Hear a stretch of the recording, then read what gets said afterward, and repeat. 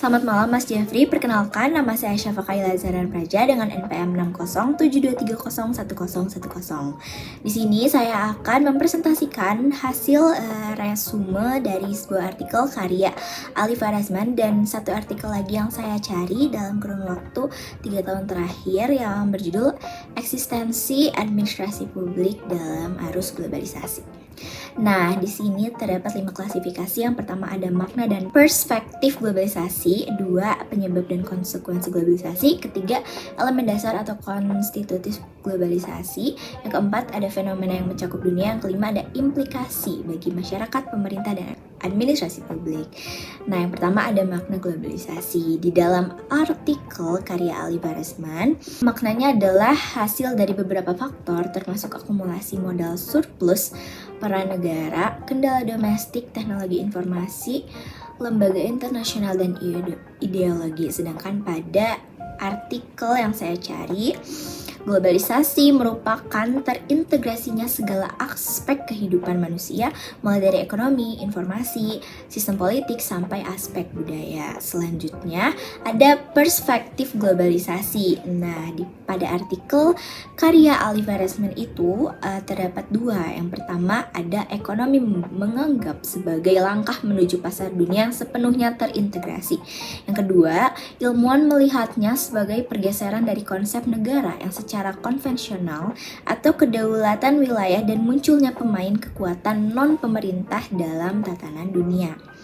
Nah, sedangkan pada artikel yang saya pilih itu terdapat menurut George Ritzer adalah suatu proses penyebaran kebiasaan-kebiasaan yang mendunia, ekspansi hubungan yang melintas benua, organisasi dari kehidupan sosial pada skala global, dan pertumbuhan dari sebuah kesadaran global bersama. Selanjutnya ada penyebab dan konsekuensi. Di dalam artikel karya Ali Farazman terdapat 2. Ada ekonomi. Ekonomi itu sebagai perdagangan internasional yang menghasilkan kapitalisme. Sedangkan politik, yang kedua ada politik, itu menciptakan tatanan dunia di luar negara-negara. Itu meningkatkan ketergantungan negara-negara kurang berkembang. Selanjutnya, di dalam artikel yang saya pilih, terdapat 2 juga. Yang pertama ada sosial budaya, itu proses peleburan dan hilangnya sebuah kebudayaan yang menghasilkan sifat individualisme. Yang kedua ada politik, masyarakatnya mulai berani mengkritik pemerintah yang tidak menjalankan fungsinya dengan baik untuk pemerintah.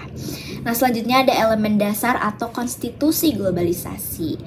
Ada 3. Yang pertama ada organisasi berskala internasional, 2 perdagangan internasional, 3 teknologi serta kemajuan untuk mendapatkan informasi.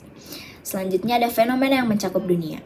Ada 4. Yang pertama adanya investor asing, 2 tingginya kasus kejahatan di dunia maya, 3 penghapusan regulasi yang menjadi penghambat, 4 adanya perusahaan-perusahaan berskala global.